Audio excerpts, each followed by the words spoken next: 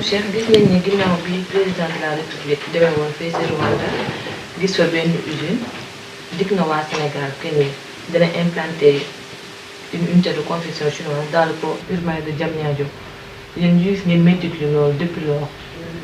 ana lan moo tax ngeen def loolu métti. waaw usine textile bi xam ne monsieur le président de la république monsieur Macky Sall mi ngi ko bëgg a implanter à Diamniadio tiitaange bi nga xamante ni ñun am nañ ko ci ñun tailleurs Sénégal ñi nga xamante ni ñoo nekk fii nii mooy que ne dañ am yaakaar ne comme ñun tailleurs fii am nañ suñuy machines yoo xamante ni mënuñ cee ñaw lu mel ni gros fil lu mel ni petit fil lu ci bari ñi ngi ko denc léegi mënutuñ cee ñaw te dara taxul mënutee ñaw lu dul asiatique yi chinois yi ngi ñëw di defar li ñuy wax broderie boo xamante ni da nga koy jël rek passé ka mu nekk taf yi ñu ngi nekk ci seen réew di ko defar di ko indi fii mu sonal ñu trop ñu jàpp ne ñun dèjà ñoom ñu ngi ñuy rey ndax am na suñu jumtukaay yoo xam ne mënutuñ ko utiliser kon ñoom buñ jugalee seen bopp ñëw ba ci biir réew mi ñu bëgg fee implanter seen i industrie textile kon mooy dañoo ñëw pour suul si ñu ndax rey nañ ñu te deewaguñ bu ñëwee kon dañoo ñëw pour suul si ñu li nga xamante ni nag mooy suñu tiitaange dañoo jékki-jékki rek gis ko à la télévision ñu koy wane di ko wax te waxuñu ci dara. kon yéen da ngeen bëgg ne président bi muy xalaat boobu noonu xëy na pour aider jeunes yi ñu am emploi la mais waxtaan na ci yéen ñi nga xamante ne yéen a jiite tailleur. waaw ndax mbir boo ko dee doxal da nga war a xool yan loraange la war a indil sa askan ba pare nga soog a xool avantage yi nga xamante moom la war a indi ndax ñun comme ni ma la ko waxee nii ci télévision bi lañ jékki-jékki rek gis ko waxuñu ci dara xamuñu ci dara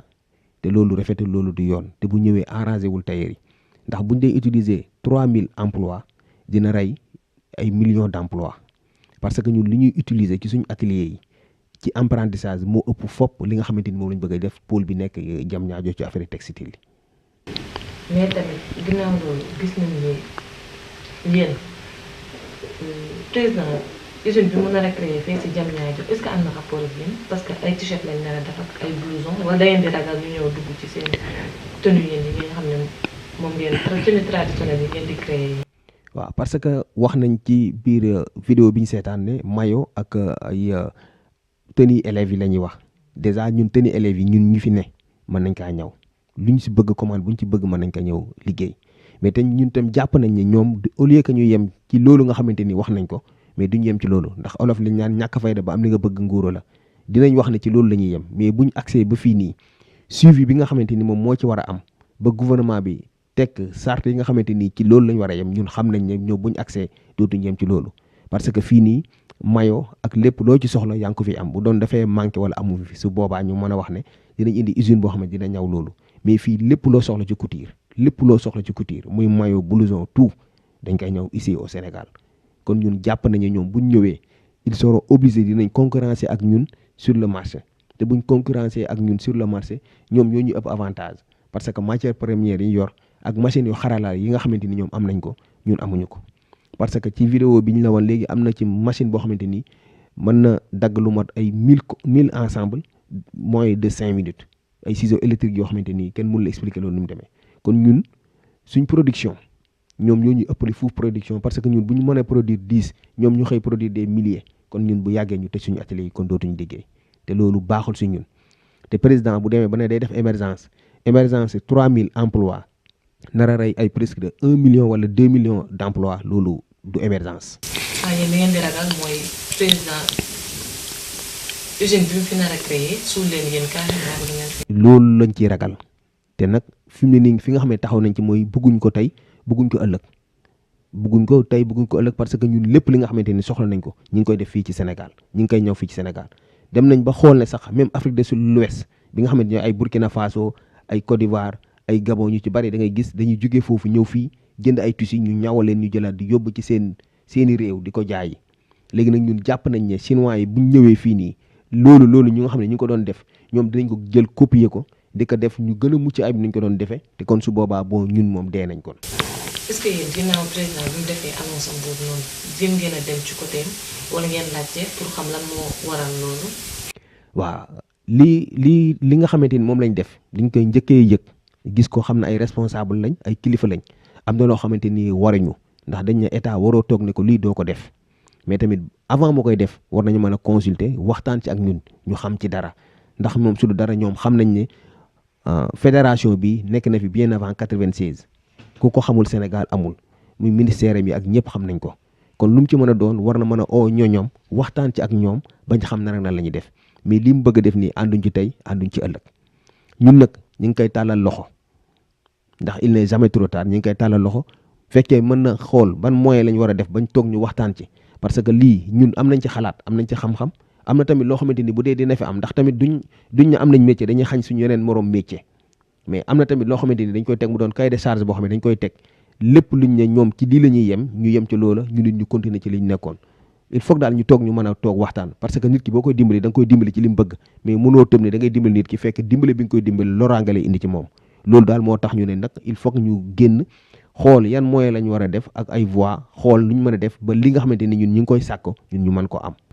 te ñàkk réero amul ñàkk waxtaan moo am waxtaan bis bu toog jotee ak bis bu waxtaan amee ay solution dina génn te ñun xam nañu nekk suñ bopp yi buñ leen ko tegalee ñoom dinañ xam ne lii ñu leen wax kat dëgg bu wér péng la su boobaa dinañ trouver beneen solution wala dinañ xaaraat parce que dara weesuwul implanté ko fi tey implanté ko fi suba moo ci am mais buñ ñu wooyee ñu toog waxtaan ak ñoom ñu déglu ñu ñoom ñu wax leen yan conséquences la ñu mën a indil su boobaa je pense que ne ñoom dinañ am xel dinañ am xalaat ne ñun kat lii ñu leen wax dëgg la te su yaakaar naa su boobaa dinañu fekk si ci li ñu leen wax nit ñi nag buñ la falee jox la say seen tànk ak say nopp ak say bakkan nga koy nooy nga koy demee fépp kon lépp loo xamante ni jël nga ko bëgg koo jëmale ci ñoom war nga la leen ko yëgal war nga cee waxtaan ak ñoom ba xam ndax lii nii ñoom arrangé ne leen war a arrangé wu leen parce que mbir doo xool ne rek